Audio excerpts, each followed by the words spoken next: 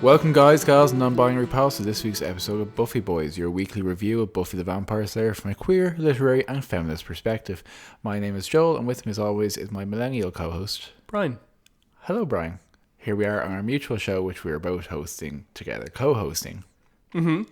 And speaking of hosting, there's a lot of viruses in the media today. Do you have any opinions on that just off the bat? What's your viral take?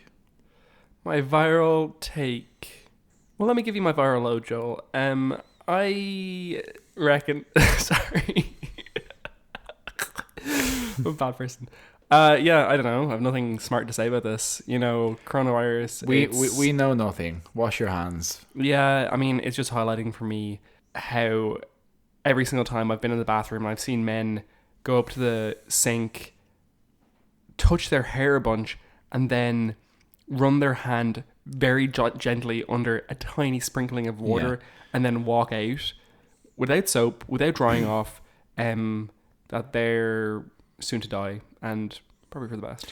Yeah, absolutely. So this is Buffy Boys season 4 episode 3, Harsh Light of Day. That's what we're talking about. But yes, men pretend to wash their hands sometimes in the bathroom. I was explaining this to someone today. Oh, were you? Who had never heard of it before. Yeah, but it's like I was explaining to men and they stayed completely quiet the whole time I was talking about it, and I was like, oh fuck, you do that. Yeah, it kind of felt like I was giving away the stone cutter secrets a little bit. But yeah, so sometimes men in the bathroom when being observed will performatively mime their hands in front of the water. It's like, either don't do it, like don't not do it, but if you're going to not do it, just don't do it. I have to imagine making your hands slightly wet is just a good way to spread bacteria. Or then just making it slightly wet with no soap and then maybe running your fingers through your hair for good measure. Gross. So yeah, men, as always, have caused this problem most likely. Yeah.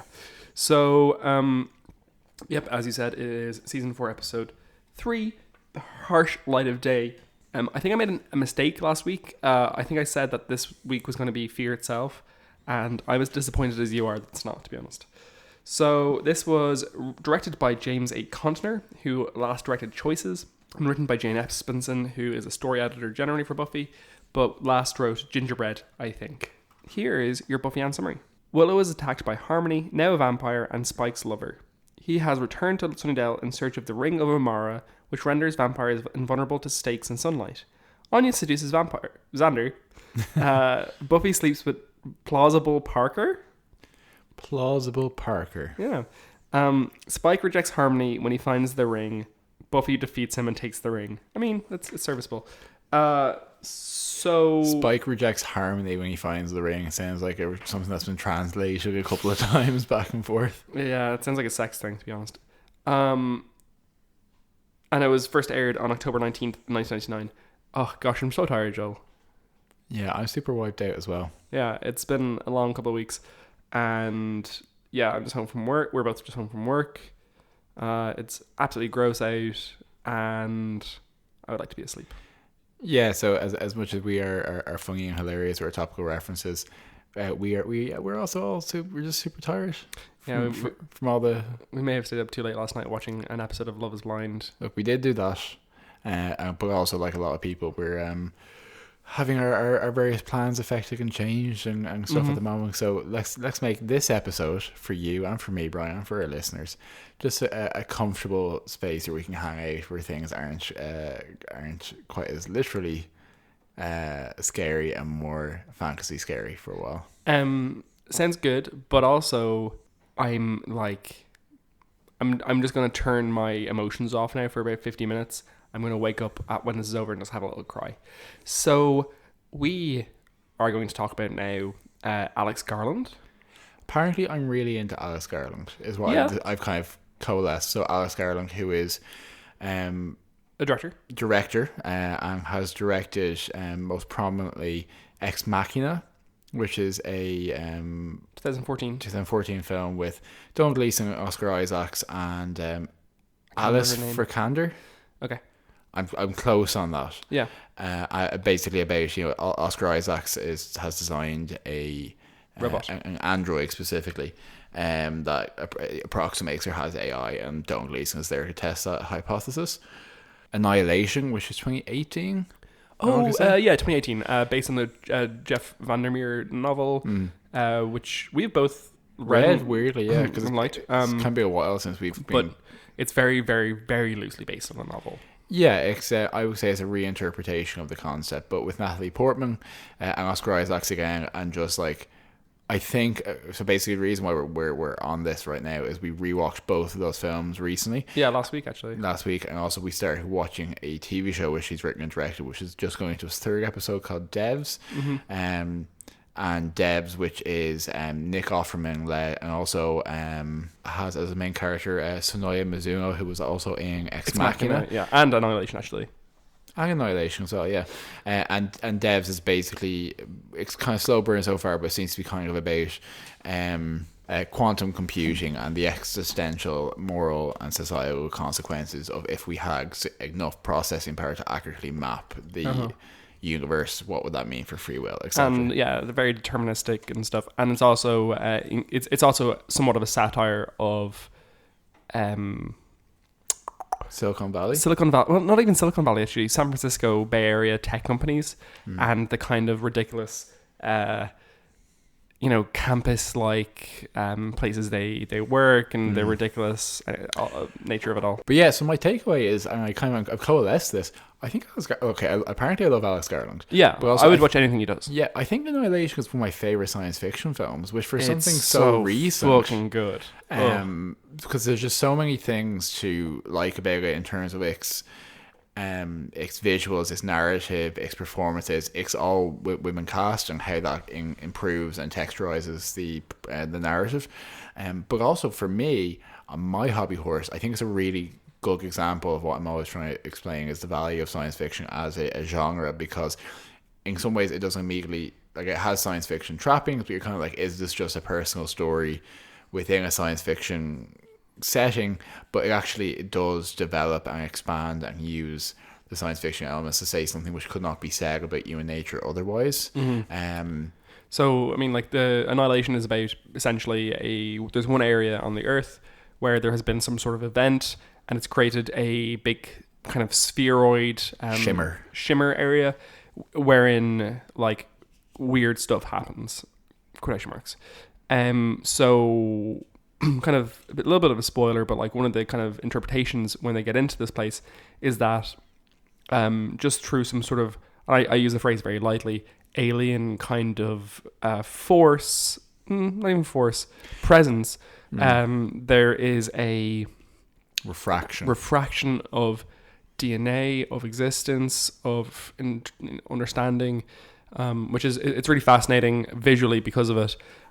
For my money's worth, the thing that's really, really stunning about it is just the emotional the emotional approach that is taken in it. It's all about the self and loss, and loss of the self.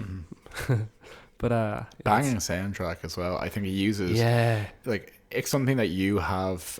Is it Nick Frost? Or sorry, Nick Frost. Is it Ben Frost? Maybe. You go ahead. I'm going to find out who did the music. It's something you have helped me understand more about films over the last few years. But sound design and score and things, when it's used very effectively, is so incredibly powerful. And I think it's a really jarring and discordant, but like appropriately discordant sound that's really evocative. But yeah, it's visually really, Annihilation specifically is visually stunning, and was kind of shunted onto Netflix for its distribution. Yeah, they couldn't get distribution for it because it was too weird and too intense. It's probably closest related to 2001: A Space Odyssey as a movie, I would say. Yeah, I would say it's 2001: A Space Odyssey makes a rival. Okay, yeah, I believe it. Yeah. So the guy who did the music for it, two people did the music for it. The same pair did the music that did this as did Ex Machina, of course. And one of them is Ben Salisbury, who's done other things. I don't really know him too well. But the other guy is Jeff Barrow, who was in Portishead, which is a trip-hop band from the 90s, who I was just talking about the last episode. You're relevant. Yeah. I love Portishead. Here's all the music recommendation. If you haven't listened to it before, go listen to Portishead's album Third. It's their comeback album from 2005, and it's just great noise. Or maybe 2006 or 2007. One of those. I will check that out also. So yeah, I would give it a strong recommendation, and I think Annihilation, 100%. Alex Garland's work, Yeah. but I think Annihilation definitely. And I think there's actually. I give Annihilation a 10 out of 10 personally. Yeah, definitely a 10 out of 10. It's a passion level recommendation. But the reason why I recommend it specifically to listeners to this podcast is I think there's a through line there through Buffy in terms of really relatable and genuine human experience and emotion, catalyzed through a lens of the utter unknown. And for Buffy, there's always a sense of the dark, like real uncategorized darkness and threat just beyond the edge of the path. And the thing in Annihilation obviously being that it is so utterly unlike us that it refracts rather than absorbs or absorbs anything that comes in contact with it, which is really scary. I would almost say I think Ex Machina might be an easier onboarding point. Oh, 100%, yeah. Because a lot of it is actually just kind of like what is humanness in when we have to talk about like artificial intelligence, which is like it's a great conversation to be having, but it's kind of it's starter level science fiction. Well, yeah, well, also just because it's the kind of thing which could perhaps be performed, I think, as a play. Yeah. Because it is 2 or 3 people having conversations in quite limited, bare bones sets, augmented and improved by graphics, absolutely. But it's mostly really stunning graphics, actually. Yeah, no, it's actually really deft and almost invisible work in some ways, which is also a great achievement. But yeah, it's one of those great stories where it's like it's all about the power of the conversation. Yeah. One quick note before we dive into our Buffy talk. We had a funny conversation on Saturday night with our friends Darren Spencer, because Dara was asking us if we had gotten to The Body yet, and we had to have a big conversation because they're currently watching Buffy through for Dara's watching through, I think, for the second time maybe, but Spencer's never seen it before, and we had to skirt around the issue of what The Body is as an episode. It was just funny. It's weird to know that like there are people. Spencer's sitting there watching away as Joyce lives, and she will no longer live at some point. Yeah, the Joyce timeline is limited. Yeah. Okay, shall we jump into... What's your segue? Okay, so Joyce is dead. I'm going to die soon from tiredness. And Spike doesn't die from the light? I don't know, let's go. Joyce... No, we need a segue from Alex Garland. There are a lot of women in Annihilation, and there are also a lot of women in Buffy. And these are mutually good things. So in this episode of Buffy Light of Day, so the general premise being that Spike returns to Sunnydale, and he's seeking the gem of Amara, which we eventually realize will make him a immortal vampire and allow him to walk in the sunlight. So we have a distinctly, and I say this neutrally, but I think a very distinctly soap opera vibe to this episode. Yeah, it is to the extent it's melodrama. Yeah, to the extent that I will lift the lead and say that no one dies in this episode. Sure doesn't. It's melodrama. It's about relationships. It's about sex. It's about hurt feelings. And it's a classic, very specifically TV format of contrasting 3 or 4 different interpersonal relationships against each other. And when was the last time we saw Spike? Last time we saw Spike was The Lover's Walk in season 3. So when he comes back because Drusilla's dumped him to get a love potion from Willow so that she'll love him again, and he realizes he doesn't need it. He's going to go and take her anyway. Yeah. And she's unsuccessful. Yeah. So that was fun. Spike, that was good writing for Spike because he came in and he was the truth teller, the uncomfortable truth teller. In this episode, he's kind of just a nuisance. Yeah, he and we'll talk at the end as well, but that this specifically links into a episode of Angels. It was a 2-part televisual kind of event that evening, and he is an irritant, and he is very specifically, and I would say almost deliberately, starting a shift towards a comic character. Yeah. Not just in terms of his performance, and I think James Masters has really amps up the comedy in his performance, and he does it very well. Yeah. But his level of threat is going down massively, and I think by sticking him with Harmony, who is a very kind of comic, light, fluffy kind of girlfriend for him to have. And I love her. Pardon me? And I love her. And you love her. I think that's all priming him to be a more ongoing level of member of the cast. Yeah, he's certainly defanged before he's defanged. Quite. There's no better indication of this than when Buffy runs into Spike and Harmony at a party. They have been drinking on some guy, and he's hanging off them, half drained. She runs into them with Parker, and they're just kind of like, "Oh, hey, this is awkward." And then Spike's like, "I'm gonna go see his." Yeah. It's kind of like, he's a vampire. Yeah, he's trying to kill someone. There is a guy who has a enormous bite taken out of his neck. He is dead. He's definitely going to die. Yeah, and like this is someone who is Buffy's like big bad. Yeah, absolutely. This is the guy who like stood over Buffy, about to kill her when Joyce whacked him on the head, saying "Stay away from my daughter," kind of thing. Yeah. You know, and it's great. Like, you know, it's good writing. I think it's very it would be very difficult to maintain an actual cast member or permanent cast member in Spike with him being, you know, scary, threatening William, or William the Bloody kind of thing, you know? Yeah. Wait, I don't mean William the Bloody at all. I mean Spike. Those kind of characters are inherently corrosive in a script. Like, they should burn through it. Do you know what I mean? Yeah. So you can't have them hanging about. But yeah, it's kind of like the way that I think is indicating in this episode is quite subtle in the various ways that the audience is given permission to like him a bit more, I think. And also the way, like, the Harmony nags him into bringing her to a party, and there is no lead in to the next scene where they're at the same party. Like, there's no menace or soundtrack saying he's coming to the party.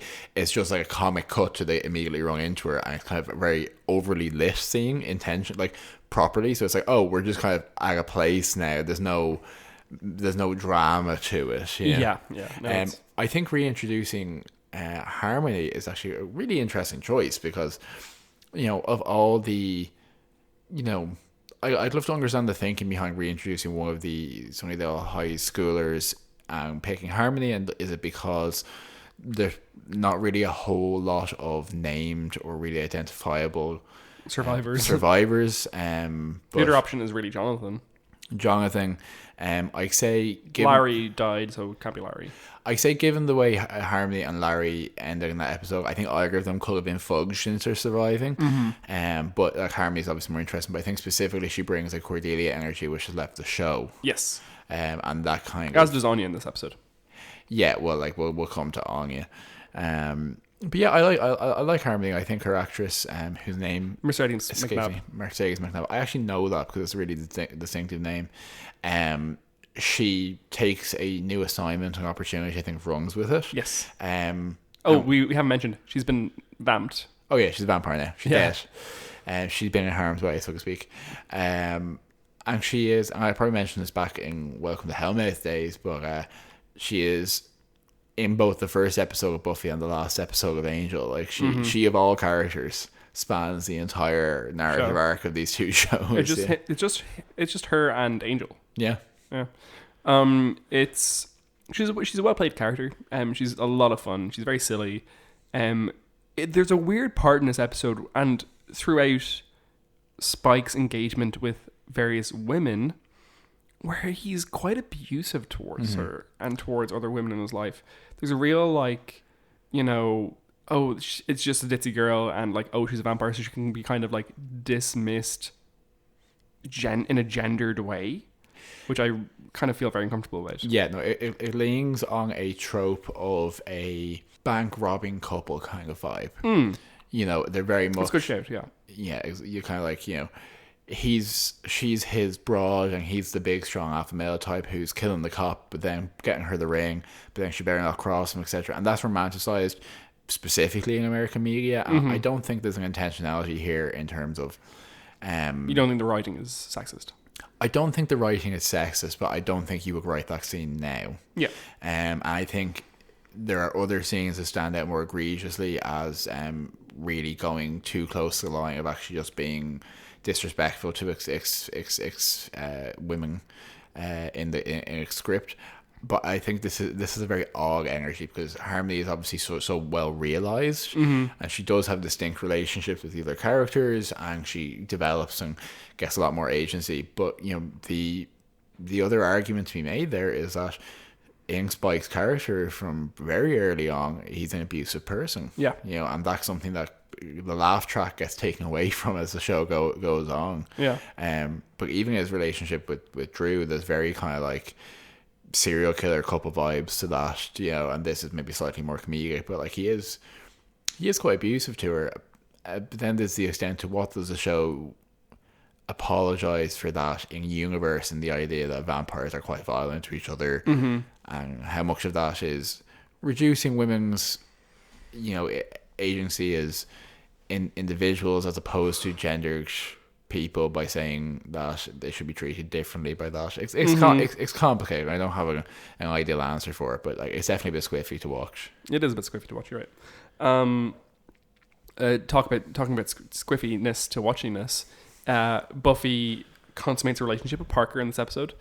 Famously, Sarah Michelle Gellar was really against this, and told Joss she didn't want Buffy to sleep with Parker. And Joss Whedon has said in multiple interviews that the response he gave to her was, well, people do stupid things in college. So yeah, I mean, like, you have to look at Parker as being a significant step in Buffy's life. Because what happens in this episode is that Buffy and Parker hanging out loads. He's like, oh, I'm going to walk you home. And they end up sleeping together. Talk about his father and his trauma and all that kind of stuff. Yeah, and being like, oh my God, come into my thought palace. I'm so complicated. And so are you speaking to me, or are you imitating someone in the episode? I don't have a thought palace. Okay. I have a thought mudslide. But she ends up sleeping with him. And that's significant. This is the first person she slept with since she lost her virginity and nearly destroyed the universe or the world. So that's, difficult for her. And she wakes up the next morning and he's gone, and she's experienced a lot of the same kind of trauma for a second until she finds out that actually he's gone to get her coffee. Coffee. Yeah, okay. And then he says, oh, that was wonderful, and I'll call you. And basically, you have a really uncomfortable montage sequence, which did someone pay them to do these montages? Like, they're so fucking bad. Anyway, where they're looking for Spike and Harmony as if they would ever keep themselves, like, quiet. And Buffy is at the same time also waiting around for a phone call from Parker or a message or phone message and stuff like this. And it's just painful to watch. Yeah. I mean, it's painful to watch because it's badly scripted, but it's also painful to watch because it's like, I know, I just want you want Buffy to be above that, not because it's wrong to be to be affected by the people around you and to be attached to the people around you and to buy into the attachment that people offer you, but because I don't want to get hurt. She is genuinely very hurt. Yeah, and Sarah Michelle Gellar once again performs it fantastically. Yeah, echoes in many ways her experience having sex with Angel, in the sense of there being an older man who she feels very vulnerable, and she's very kind of, her tone is, did I do something wrong? Was I not good? Am I the broken one, essentially? And her going to find the man and him being very kind of like aloof and dismissive. So there's very deliberate echoing there. I actually think it's quite interesting because Buffy is 18 currently, and the way her interactions with Parker are performed has to be very carefully. Is she? Well, she hasn't had her 19th birthday yet. She had her 18th birthday in Surprise Innocence. No, sorry, that was her 17th birthday in Surprise Innocence. Yeah, her 18th birthday was when she was in the Cruciamentium. Yeah, okay. And we haven't gotten to a 19th birthday episode yet, so I'm going to say she's 18. Those interactions have to be very carefully performed because the show canonically definitively says Parker is an asshole. And that is definitely the text of what happened. Buffy is in the right and he is an asshole. But you have to do some very specific things with Parker to make that clear, because initially the way he reacts to her isn't actually rude initially. Yeah. And sometimes you don't call people back for a few days. Sometimes you're not that interested in someone who you slept with. Yeah, and when he goes to meet her, his initial few lines are very kind of like, oh, I had fun, and maybe we will see each other again, but like we're still young, and you seem to have taken something very serious from this. But what the show then does is it shows him using the exact same lying about his father, lying about his father with another girl and all that kind of stuff. So like, it's weird because it's not really a question that we can say objectively whether people should behave the way he did or he didn't, because realistically in the world people do sleep together and they don't get married initially, or it's not that heavy commitment. But the show has to provide to us a certainty that like he has done it in a sleazy way, which I do agree with, because it's right there. Yeah. But if he was 50% less inconsiderate about some of his approach, I feel arguably Buffy probably was overly vulnerable and overly ready for that commitment for obvious reasons, and probably is being too intense about it. It's kind of hit a weird situation where she's right that he's wrong. You're right about all that. There's an interesting interpretation here by Mark Fields about Parker specifically, in the sense that Parker, talking about his father, says that his father died last year, and it really makes you think you have to live. Let me just get the quote. You have to spend your whole time living for now, and this reminds Mark Fields of a couple of things. One of which is the first episode, Welcome to the Hellmouth, where Buffy tells Willow to seize the day, and Willow goes ahead and tries to leave the club with the vampire and nearly gets killed. And then Willow returns that advice to Buffy in surprise innocence, and Buffy ends up sleeping with Angel. So that kind of seizing the day thing, it is what Buffy believes in, is living for now.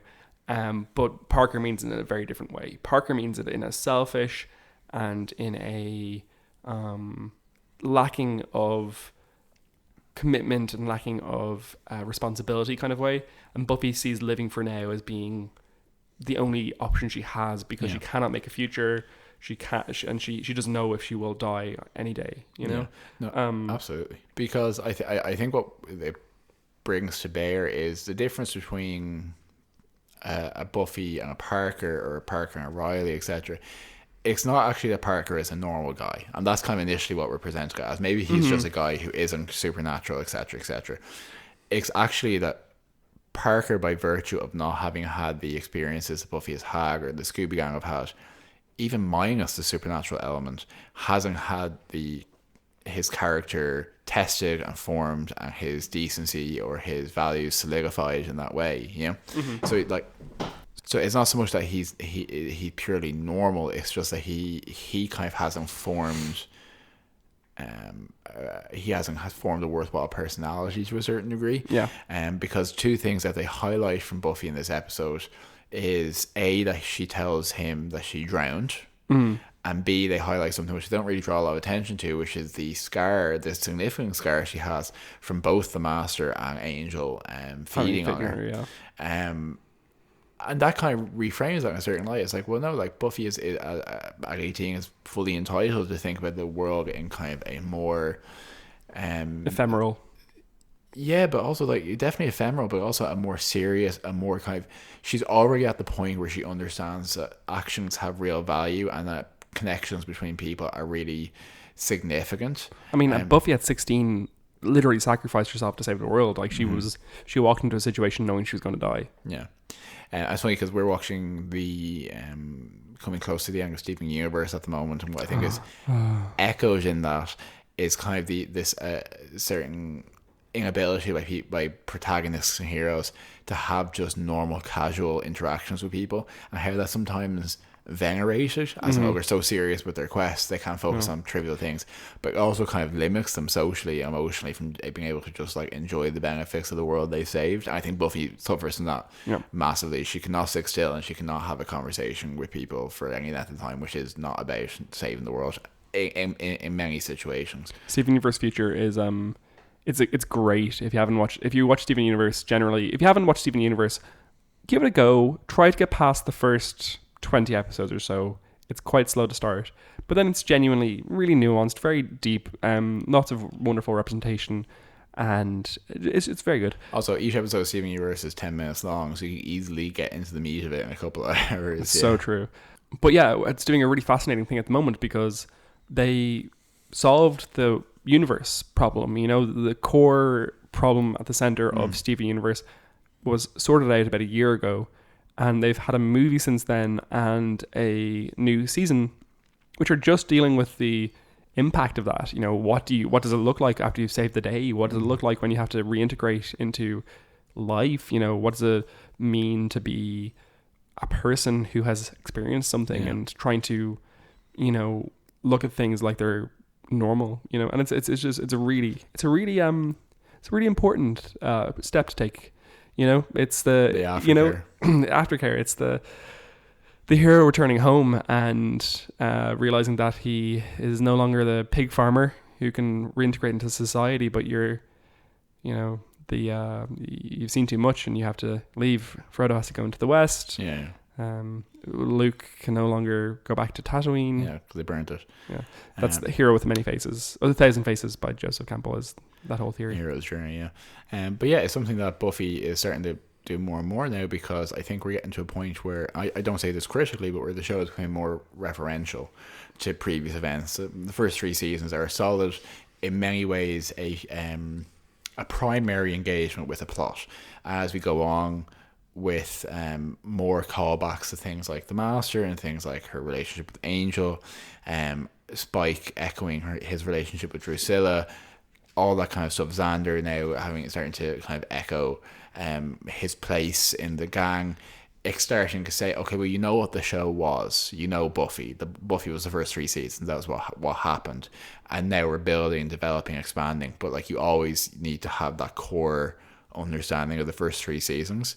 And I think the structure they have in this episode with contrasting Harmony and Spike's relationship, Anya and Xander's, Buffy and Parker's, is very much part of that kind of using everything in the toolbox, to the extent that at the end of the episode they have a very performative sitcom moment where Anya, Harmony and Buffy are all crossing within about 10 feet of each other. Walking in what shape?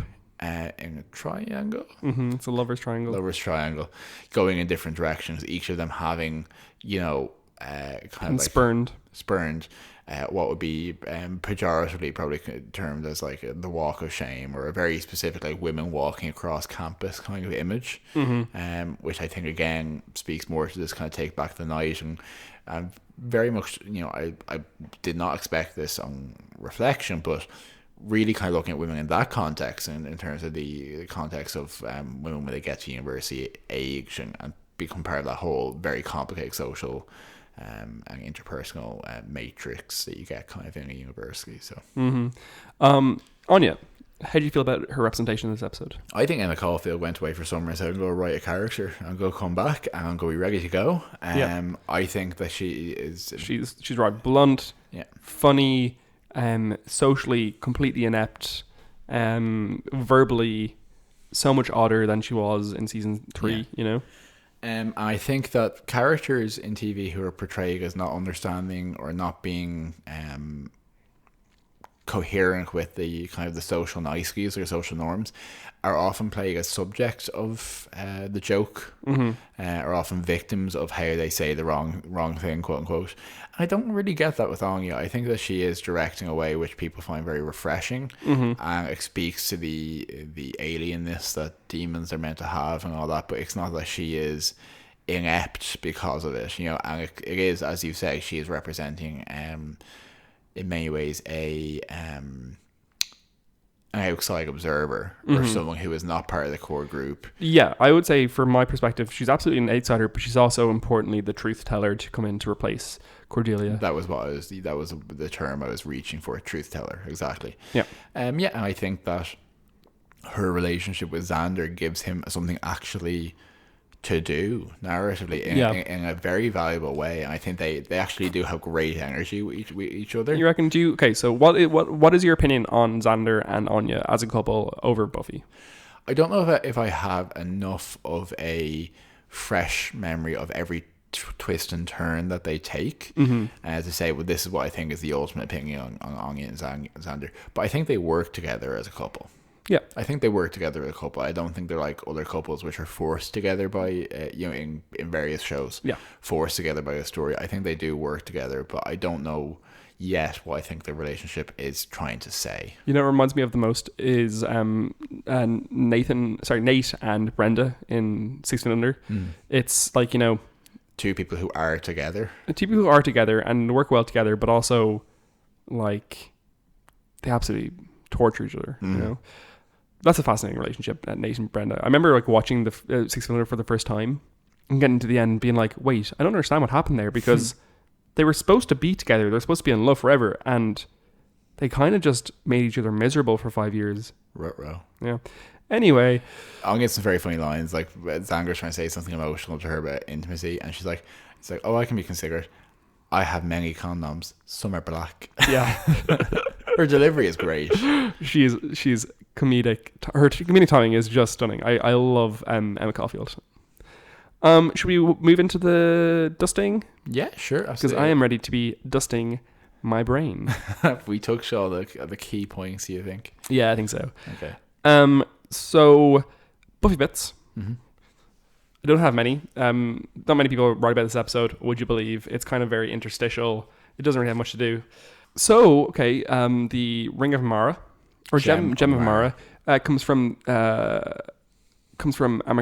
Amakarosha, which is Sanskrit, and it means immortal treasure. There's some more information around that I didn't take down because I didn't want to have to get into a big Wikipedia hole. So yeah. This is kind of the beginning of Spike's obsession with Buffy, I would say. I think the seeds are being planted here, which is fun. When Buffy is asked by Parker if she went out with Spike, she laughs hysterically and uncontrollably, and we both had a rut-row moment while watching it. And this is the last appearance of Devon. Devon McLeish. See ya, Devon. You were grand. I enjoyed Devon. Do you have any Buffy Bits, Joel? Yeah, so something we noted is in the scenes where they're trying to drill into the crypt, there is a passing remark to Harmony feeding on a man who is chained up, who she said she had some classes with last year in Sunnydale, and who is wearing green fatigues. Yeah, so this is one who the script identifies as quote unquote Asian Joe, who apparently is a recurring extra who's been in a number of high school episodes, which I don't think I ever picked up on, but the intimation being that potentially he went to the college and then joined the initiative. And she talks about him having tasted bad, and that's something that someone says about having bitten Riley, I want to say, is that the people in the initiative taste bad because they're being pumped full of like chemicals. Yeah, which is interesting, which is such a weird aside, very early on, which I definitely appreciated on the rewatch. There's a scene where Oz and Giles are talking briefly about Giles' record collection, which I thought was like a nice character moment in the sense like those two don't really ever interact. Yeah, he has loaded by Velvet Underground, which is a great record. So that was nice. I think this again continues to feed into this the idea that Giles just has a good punk music taste. Yeah. I know that's not the term you would probably use, but you know what I mean. Like he has Ripper is there. I mean, like, you know, you could probably identify some proto punk tendencies in Velvet Underground. But yeah, absolutely. Spike has a great line where he's talking to Harmony about syphilis. And he tells Harmony, "I love syphilis more than you," and it's just so harsh. There's also a weird element where she draws attention to her veins, but for that scene alone, both Spike and Harmony are painted with very specific blue veins. You reckon they're painted? They were both incredibly visible, like blue veins. No other way to say it. No smart way to say it. Which I thought was an odd one to point out. So we mentioned, fashion actually. A couple of fashion notes in this episode. Harmony rags on Buffy's fashion, saying, "Oh, that's so last year," or something like that, and it was kind of mean. Willow's wearing a very, very long, like shearling-ish coat, and it's too long for my taste. I think it was cut off at the knee. It'd be much nicer. Are black condoms a fashion note? Were they in vogue, and are they no longer? Well, you know, I was gonna make something as a new black joke, but I'm too tired. Buffy is wearing a top at one point, and she's leaning over, and it's kind of like I want to say it's like a strappy top, but there's like straps across the back, and she leans over, and it makes her back look ribbed because basically it cuts the flesh off into like big like lumpy sections. Yeah, and it's just like it's such an awful thing to decide to wear. It just does not look good. And Giles is wearing more like dad midlife crisis tracksuit bottoms, exercise jumper kind of thing, and he could not be more clearly like losing his mind. Yeah. Do you have any fashion notes? No, I think you kind of covered all the big fashion notes there. Good. Death count, as we said, they're none. Zilch, 0. Great. And rating. Cordelia Chase. Well, we do rating first and then Cordelia Chase. Do we? Yeah. Okay, good to know. I would say I would give this. I'd probably give this episode a 6.8. Absentee lead singers. Absentee lead singers. Mm-hmm. Okay. Correct. Cool. Great. Do you want to talk about that? Yeah, I enjoyed it. I enjoy watching it. I like that Spike is back. I think his character is coming through more strongly. I think Ongi is coming through more strongly. They're both people who make the show just more enjoyable and palatable to watch in many ways as it goes on. Sure. But it was just a bit kind of like, if this is not an episode you would show someone to try and get them to watch Buffy. Do you know what I mean? You're obsessed with the concept. No, I am, because onboarding is kind of a very important thing with genre shows. But these are the ones we keep seeing, where it's like you have to be hooked first, and then we'll show you Harsh Life Day or Beer Bad. Yeah, for sure. I'm going to give it a 6.5 black condoms out of 10. Okay. Actually, no, that's lazy. I'm going to give it 6.5 interlocking bodies out of 10. Good.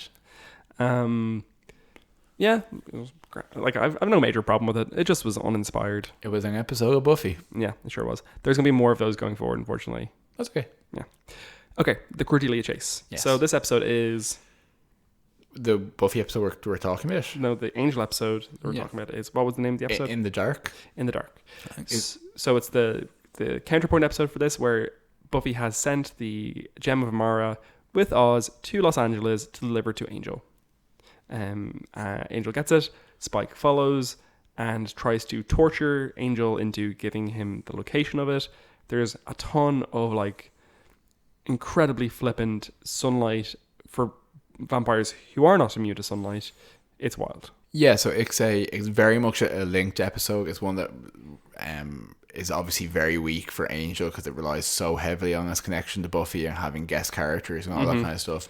It was like it wasn't a strong episode concept for one episode, so stretching across two was an awful idea. Yeah, it seems like an experiment in like how can we send things to LA or what's the value there, and it's honestly it's not something they really maintain a lot going forward to everyone's benefit. And Spike just handily has his arse handed to him by Angel. Yep. Within seconds of arriving in the episode. With no difficulty whatsoever. No, he calls Doyle a Mick, which was an unexpected anti-Irish epithet to hearing an episode of Angel. The central conceit is that there's a torturer who was a torturer before he's a vampire. What's his name? Kevin or Victor or something? Marcus, who looks a lot like a very emaciated Michael Keating, like a lot. But yeah, there's a lot of people being. Yeah, given that in this episode, Spike caught fire when he had in the previous episode, in the Buffy episode we discussed, when he removed the Gem of Amara, he caught fire in the shade almost immediately. In the subsequent episode of Angel, they're just kind of walking basically in the sun a lot, and then it's like, oh, if you cross over this very minor shadow, then you'll catch fire. Well, you know what they say, Joel. Tramps like us. Sorry, I was trying to work it in the whole episode, but you know, we'll walk in the sun, tramps like us, baby, we were born to run. It's the line from the song Born to Run by Bruce Springsteen from the album Born to Run. That would have been a very funny joke if I was less tired, I'm sure. Yeah. And yeah, it's very weak. The episode. The episode of Angel, it's very there's a lot of just running around, a lot of people having scenes where it's like screeching cars turning around. Yeah. Like, okay, great. Oz is there. Oz talks more in the episode than I think he did in the entire third season with Buffy. It's really because all the weight of exposition is on him, which is a bizarre thing to do to Oz's character. Yeah. But then the torturer character is really really thinly written because he's implied to be a paedophile, so it's like he says multiple times that he likes children, and then Spike also says it, and then as soon as he steals the gem twist, he goes to the pier and sees a bunch of children and just kind of stares at them like sees a group of like a scout troop. He plays Brahms. He has tiny glasses, so maybe he's an Nazi. They're talking about how he invented all this torturing technique, and then he just like shoves a bunch of spikes through Angel and shoots the ceiling. Yeah, so that is the extent of his torture. He's meant to be like, he knows 1,000 ways to cause pain that we don't have words for, and he literally just stabs him and shoots near it. It's very funny. But then they resolve it when Oz hits him with a van, and then Angel's in the back of the van, and he says, Angel, you sure you want to do this? And he's like, yes, apparently. Opens the door, and in midday Los Angeles sunlight, just like boots down the pier and tackles him into the water. Yeah, and he's on fire by the time he gets to the water. But like badly on fire, and then he's just fine. He should be dead. Yeah, so it's a very odd episode, and it's not as much as I enjoyed the idea when I was younger of crossover episodes. I do not enjoy them now. They are not. They are very, very rarely a thing which should be done. Yeah. But we did watch it and we laughed at it. So we did laugh at it. Yeah. And the great thing about Angel to look forward to is Angel gets better as it goes on. Do you? Yeah. Oh, okay. What would you give it out of 10 failed feminist gestures? 5. 5 failed feminist gestures. Yeah, I was going for 5 too. Yeah, just because Spike is funny in it, and he does a lot more of that stuff where he does a monologue off screen where he pretends to be Angel and all that kind of stuff. There's a word for that, monologuing off screen. It is soliloquy. It's a good point, yeah. So he brings it up, but like it's a weak. It was an episode of a show that might be called like Millennium Watch, and it's about a big clocking observatory that sends someone back in time. It's just nothing. They don't know what they're doing with themselves at this point. Yeah. Okay, Joe, I think that's more than enough for this lifetime. Thanks so much for listening. We appreciate your patronage. Thank you for being tired with us. Yeah, I was going to say, just like the Sleep With Me podcast, and I was like, no, I don't want to say those words out loud. Anyway, go on. Tell your friends, tell the Sandman, and we will see you next time for maybe Fear Itself. I think so. Who knows? Yeah. Next time on Buffy Boys. Did you just say tell your something? Oh, I did. What did you say? Sandman. Oh, okay, cool. Okay, Buffy Boys. Let's go to sleep. Bye.